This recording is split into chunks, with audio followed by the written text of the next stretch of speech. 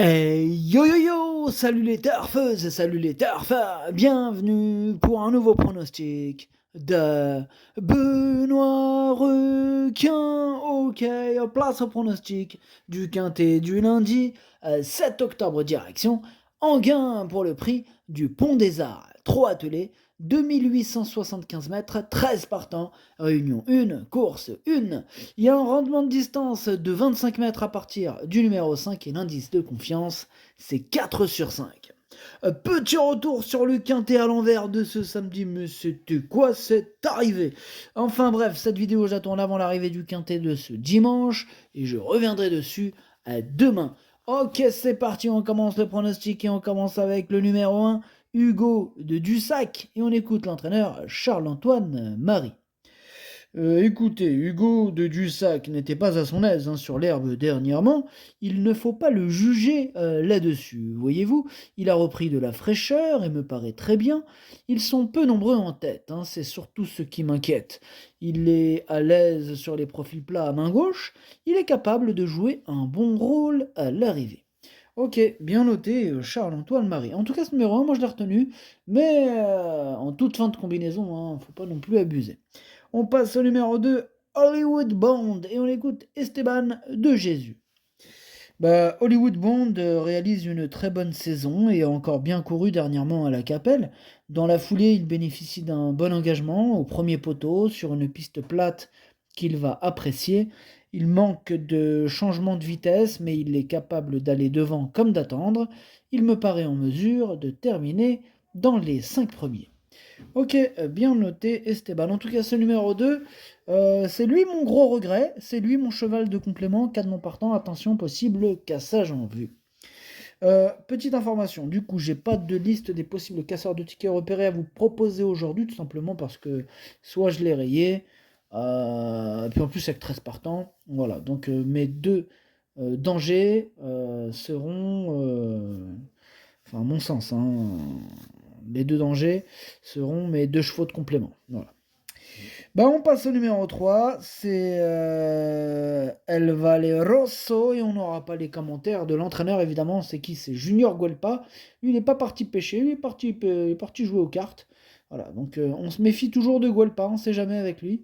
Voilà, donc on connaît maintenant ses feintes, donc méfiez-vous de cet entraîneur et jockey. En tout cas, ce numéro 3, je ne l'ai pas retenu. Maintenant, question de feeling. Ceux qui ont vraiment trop peur de lui, pourquoi pas? Voilà. Mais bon, voilà, question de feeling. Question de feeling. On passe au numéro 4, l'Ero, et on écoute Eddie Lebec. Il est chaud, il réalise une excellente saison, principalement chez les amateurs, avec Pietro Troia, l'un de ses copropriétaires. Nous profitons de cet engagement sur mesure pour tenter l'aventure dans ce quintet. Il est extra à l'entraînement et nous avons pu nous assurer les services d'Eric Raffin. De plus, je peux de nouveau le déférer des 4 pieds. Il devrait terminer dans les 3 premiers. Mais il est super chaud, Eddie Lebec, avec son numéro 4. Évidemment, c'est une première chance. En tout cas, moi je l'ai mis troisième. Vu ce qu'il nous montre là, il est dans une forme olympique. Attention à lui. Moi je l'ai mis troisième. On passe au numéro 5, LNCO, et on écoute Alphonse Van Bergen. LNCO n'est vraiment pas fautif et je ne m'explique pas sa faute à Amiens en août. Mercredi, au Croisé-la-Roche, il est venu tout en dehors dans le tournant final. C'était trop dur dans les 200 derniers mètres. Il faut le préserver au maximum et garder sa pointe de vitesse. Courir à 5 jours n'est pas dans mes habitudes, mais la course est dans ses cordes, malgré le rendement de distance. Et oui, n'oubliez pas, c'est à partir du numéro 5 qu'on rend la distance dans ce quintet. Donc on rend 25 mètres, pour ceux qui ne comprennent pas. Voilà. Donc ils ont un handicap de 25 mètres à rendre à partir du numéro 5. Alors, ce numéro 5, malgré les 25 mètres, je l'ai gardé, mais en fin de combinaison. On enchaîne avec le numéro 6, Genet de Boitron comme vous préférez. On écoute Stéphane Provost. Genet de Boitron s'est retrouvé trop loin dans une course au déroulement un peu spécial dernièrement. Et il ne faut pas le juger là-dessus.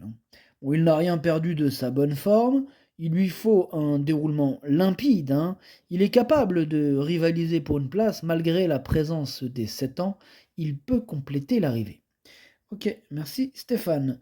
Bah, moi je l'ai pas retenu ce numéro 6, mais c'est mon deuxième cheval de complément en cas de non partant, hein, donc petite note de méfiance. On enchaîne avec le numéro 7, Equaruello, et on écoute Fabrice Lercier. Equaruello est toujours aussi imprévisible, hein, malgré ses 10 ans. Il a pris la fâcheuse, pardon, la fâcheuse, il a pris la fâcheuse habitude de se montrer fautif dans les premiers mètres.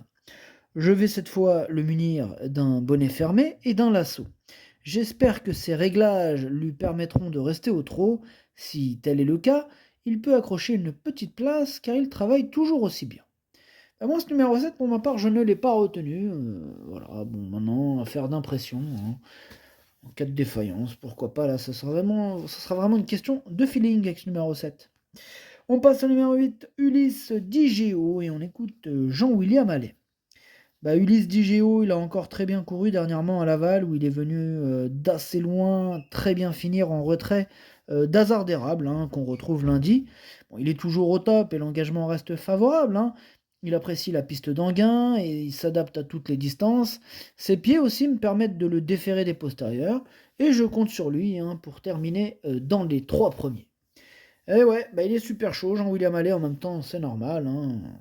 C'est un bon petit cheval, ce Ulysse Digéo, que je vois aux toutes premières places. Moi, je l'ai carrément mis deuxième, et je pense qu'il peut même gagner ce quintet avec un parcours de rêve. On passe au numéro 9, Gordon Mijac, et on écoute Loïc Péché. Bah, Gordon Mijac, il a fait trop d'extérieur mardi dernier à Vincennes dans une épreuve au trot monté bien composée. Sa forme est sûre et il fait preuve d'une belle régularité depuis plusieurs mois. L'engagement est idéal et ce parcours va lui plaire. Il sera de nouveau déféré des 4 pieds. Bon, il y a 2 ou 3 chevaux en pleine forme et je pars confiant pour jouer les bons rôles de ce quintet. Bah, c'est bien, il part confiant. Moi, il me plaît bien, hein, ce numéro 9, hein. Bon, je ne l'ai pas mis euh, en mode bon rôle, en mode podium, mais bon, je l'ai quand même mis sixième, donc pourquoi pas. On passe au numéro 10, Grèze, et on écoute Arnaud Desmottes. Bah, Grèze, il n'avait pas démérité la mi-août là sur cette piste. Bon, il s'était retrouvé assez loin, mais il avait fourni une bonne fin de course. Bon, il n'avait pas un très bon programme ensuite. Bon, il va se présenter au mieux pour cet engagement favorable. Bon, il n'a plus trop de marge de manœuvre, mais il va encore faire sa course. Même s'il est peut-être barré pour les premières places, hein, il devrait s'immiscer dans le quintet. Ok, merci Arnaud Desmottes. Bah moi, il fait partie de mes préférés, ce numéro 10. Moi, j'y crois vraiment. Je pense qu'il peut en faire souffrir plus d'un sur sa route et je l'ai mis quatrième. On enchaîne avec le numéro 11, Hollywood Dubois, et on écoute Mademoiselle Clémence Béliard. Billard. Ouais, bon, un truc comme ça, quoi. Hollywood Dubois a plafonné dans la phase finale à Laval pour son retour aux montées. Bon, il aurait dû conserver le premier accessite. Je comptais aller sur l'herbe de Segré, mais avec la météo, j'ai modifié mes plans pour ce quintet. Il affronte des chevaux plus en forme et meilleurs que lui. Aussi, s'il prenait une place, ce serait déjà très bien. Ouais, bah, moi je suis quand même plus chaud qu'elle, hein. Elle est plutôt défaitiste, Mademoiselle Clémence, je sais pas quoi, là, Baléard. Enfin bref, ce numéro 11, moi je l'ai gardé et je l'ai mis cinquième. On passe au numéro 12, Andy Bourbon, et écoute Stéphane Provost. Bah, Andy Bourbon, il a rejoint mon écurie à la vente du Prix d'Amérique là, en début d'année. Bon, il a fallu procéder à quelques soins. Il a travaillé par intermittence. Bon, ici, cela reste une rentrée, il faudra le revoir, hein. Il a des courses à condition en début de meeting pour se remettre dans le bain. Ok, merci Stéphane Provost. Ce numéro 12, hein, je l'ai tout simplement rayé. Et on termine avec le numéro 13, Assar d'érable, et on écoute David Thomas. Bah, Assar d'érable, il a gagné de bonne manière à Laval, hein, et le lot s'est creusé, alors on tente le coup. Piste plate, il est très à son affaire, hein. Bon, il faut rendre la distance, mais il est capable de le faire, hein. Il s'est déjà imposé en gain, tout se présente bien pour une confirmation. Ouais, tous les feux sont au vert pour ce numéro 13 qui pourrait bien sûr largement tous les battre avec le bon parcours, bien sûr. Il faut que tout se passe bien. Eh oui, parce qu'une course n'est jamais gagnée d'avance. Enfin bref, ce numéro 13, c'est lui mon préféré. Je l'ai bien sûr installé en tête. Le pronostic, ça donne 13, 8, 4, 10, 11, 9, 5 As. Merci d'avoir suivi cette vidéo. N'hésitez pas à mettre un pouce bleu si la vidéo vous a plu. Pour accéder à tous mes tickets pour la course du Quintet, rendez-vous directement en description de la vidéo. À jouer avec modération. Bonne chance. Chopez-le moi. Ciao.